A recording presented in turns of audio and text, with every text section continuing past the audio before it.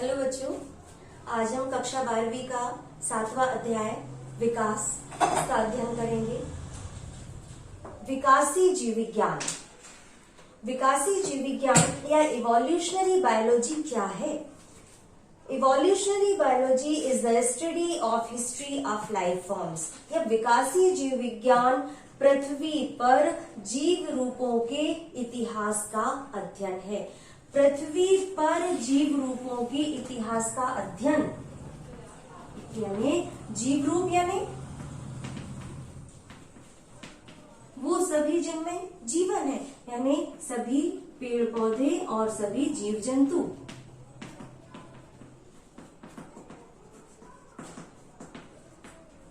लाखों प्रजातियां पेड़ पौधों और जीव जंतुओं की, वो सभी जो जैव विविधता है उसके इतिहास का अध्ययन हमको करना है, जो आज की स्थिति में है लेकिन लाखों वर्ष पूर्व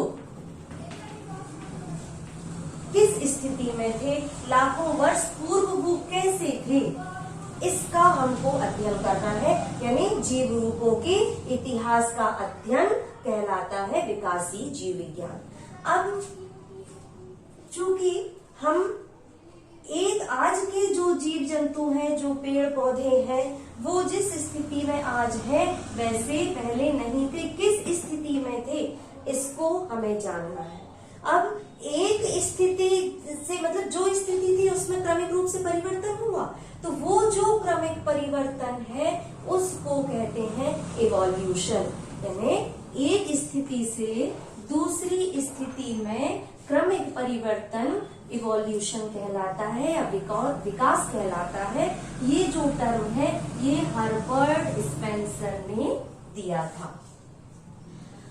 ये जो प्रश्न है कि पहले आज की स्थिति में जो जीव जंतु हैं पहले ऐसे नहीं थे, किस रूप में थे, या जो इनमें जीवन है वो जीवन कैसे आया। तो अब हमारे पास अगला जो प्रश्न उठता है वो ये जीवन कैसे आया, पृथ्वी पर जीवन की उत्पत्ति कैसे हुई, जो कि हमारा मुख्य टॉपिक है आज कि पृथ्वी पर जीवन की उत्पत्ति कैसे हुई। अब पृथ्वी की जब हम बात कर रहे हैं, जीवन की जब हम बात कर रहे हैं, जीवन की उत्पत्ति की जब हम बात कर रहे हैं, तो जीवन कहाँ पर है? पृथ्वी पर है। तो पृथ्वी की उत्पत्ति कैसे हुई ये भी जानना जरूरी है। तो आप देखें तो जीवन की उत्पत्ति जानने के लिए हमें मालूम होना चाहिए कि पृथ्वी की उत्पत्ति कैसे हुई। पृथ्वी की उत्पत्ति कैसे हुई, कब हुई, कैसी परिस्थितियां पहले थीं, आद्य पृथ्वी कैसी थी, आज की जैसी पृथ्वी है, आज के जैसा वायुमंडल है, क्या पहले वैसा था, और नहीं था तो कैसा था, आद्य पृथ्वी कैसी थी। जब पृथ्वी की बात करते हैं तो पृथ्वी हमारे सौर मंडल का एक ग्रह है, यानी सौर मंडल की बात आती है। चूंकि पृथ्वी सौर मंडल का एक ग्रह है। सौर मंडल किस तरह से? सूर्य एक तारा है और उस तारे के चारों ओर ग्रह चक्कर लगा रहे हैं। बुध, शुक्र, पृथ्वी, मंगल, बृहस्पति, शनि, अरुण, वरुण। इस तरह से पृथ्वी किसका एक भाग है? इस सौर मंडल का एक हिस्सा है हमारी पृथ्वी। पृथ्वी के तो हमें जीवन की उत्पत्ति जानने के लिए क्या जानना जरूरी है कि पृथ्वी की उत्पत्ति कैसे हुई, कब हुई। अब पृथ्वी किसका हिस्सा है? सौर मंडल का एक हिस्सा है। और जो सौर मंडल है उसमें जो केंद्र है सूर्य, उसके चारों तरफ ये ग्रह चक्कर लगा रहे हैं और पूरा सौर मंडल बना हुआ है। बुध, शुक्र, पृथ्वी, मंगल, बृहस्पति, शनि, अरुण।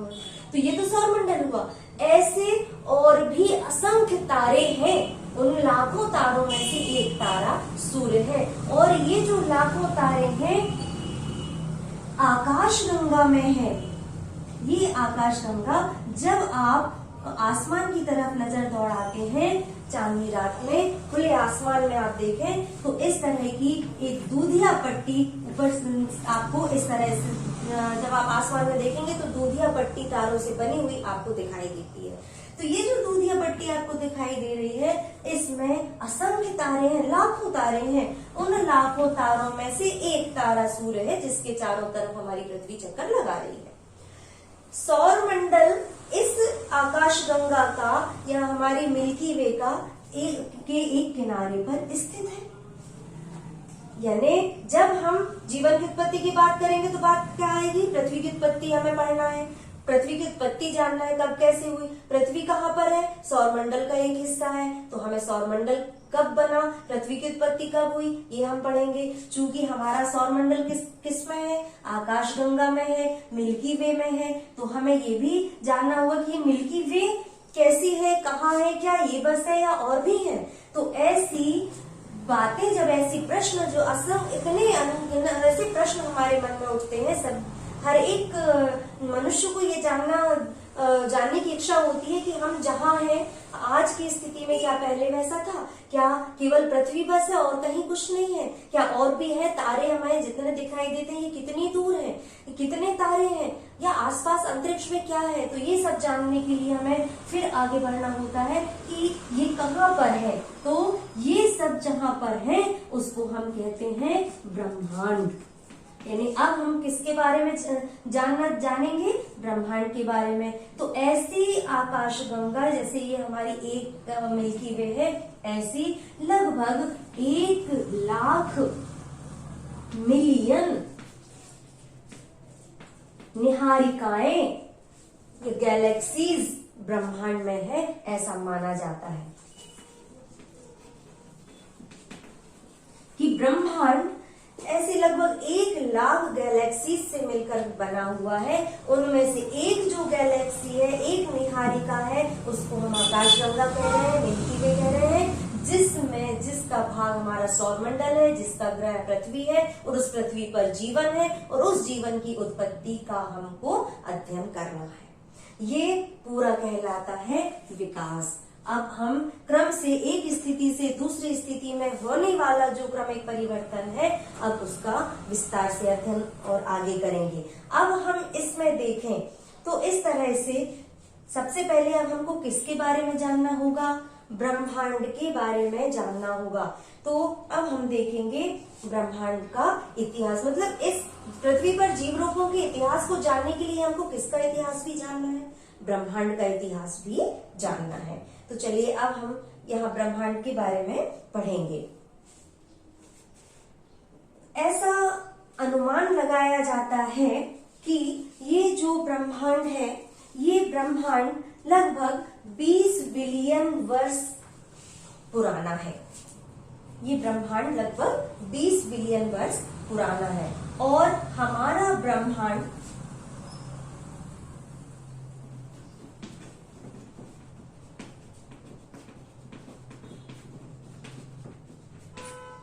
बिलियन वर्ष पुराना है और हमारे ब्रह्मांड में गैलेक्सीज का विशाल समूह है।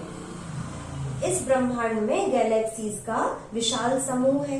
अब आगे हम देखेंगे कि ये जो ऐसा माना जाता है कि ये जो गैलेक्सीज है, ये गैलेक्सीज जितनी भी हैं वो लगातार एक दूसरे से दूर जा रही हैं। यानी अब यदि हम माने कि ब्रह्मांड में इस तरह की बहुत सारी निहारिकाएं हैं, बहुत सारी गैलेक्सीज हैं, तो ये जो गैलेक्सीज है उनमें से एक ही गैलेक्सी है हमारी आकाशगंगा है। ऐसी ये लगातार एक दूसरे से दूर जा रही हैं। कैसे दूर जा रही हैं? ठीक वैसे ही जैसे कि आप कोई गुब्बारा लें और उस गुब्बारे में बहुत सारे डॉट लगा दें, निशान लगा दें, बिंदु, इतने सारे बिंदु लगा दें कि वो गुब्बारा आपको दिखाई भी ना दे। अब आप जब उस गुब्बारे को फुलाना चालू करते हैं, फुलाते हैं, तो क्या होगा? वो जो बिंदु हैं वो एक दूसरे से दूर जाने लगते हैं। ठीक ऐसे ही ब्रह्मांड में ये जो निहारिकाएं हैं लगातार एक दूसरे से दूर जा रही हैं। अब ये जो निहारिकाएं हैं अब ये दूर जा रही है तो ये जो दूरी है हम उसको कैसे मापेंगे? क्योंकि हमने कहा कि निहारिकाएं क्या है? तारों, असंख्य तारों का समूह, यानी सब जैसे हम देखें गैलेक्सीज, एक गैलेक्सी की हम बात करें तो उसमें क्या है? तारों का, लाखों तारों का समूह है।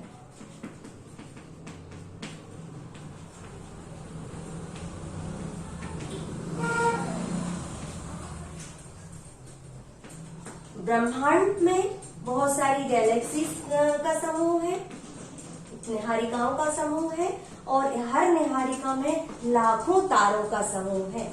और ये जो गैलेक्सीज हैं हमेशा एक दूसरे से दूर जा रही हैं, तो तारे भी एक दूसरे से दूर जा रहे हैं, तो इन तारों के बीच की जो दूरी है उसको कैसे निकालेंगे? जैसे छोटी छोटी जो दूरियां हैं उनको निकालने के लिए आप क्या देखते हैं कि छोटी इकाइयां हैं, जैसे सेंटीमीटर है, मीटर है, किलोमीटर है। जैसे किलोमीटर की बात करें तो हमारे पृथ्वी और सूर्य के बीच की दूरी कितनी है? पृथ्वी और सूर्य के बीच की दूरी लगभग 15 किलोमीटर, 15 करोड़ किलोमीटर दूर है। पृथ्वी और सूर्य और पृथ्वी के बीच की दूरी हम कहते हैं लगभग 15 करोड़ किलोमीटर दूर है। ये दूरी तो हमने किलोमीटर में मापी, लेकिन इतने सारे तारे, असंख्य तारे हैं और लगातार एक दूसरे से दूर जा रहे हैं, तो इनकी दूरी, तारों से तारों के बीच की दूरी को मापने के लिए कौन सी इकाई है? तो उस इकाई को कहते हैं प्रकाश वर्ष।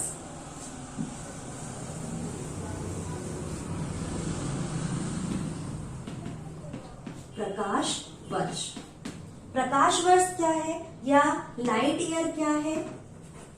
तो प्रकाश वर्ष को हम परिभाषित करेंगे, किस तरह से परिभाषित करते हैं कि प्रकाश के द्वारा एक वर्ष में तय की गई दूरी। प्रकाश के द्वारा एक वर्ष में तय की गई दूरी को क्या कहते हैं? प्रकाश वर्ष कहते हैं। हमारी आंखों तक, हम पृथ्वी में हैं और पृथ्वी तक जो तारों से निकलने वाला प्रकाश आ रहा है, हो सकता है ये प्रकाश जो हमें आज दिखाई दे रहा है ये लाखों वर्ष पूर्व इन तारों से निकला हो, लाखों वर्ष पूर्व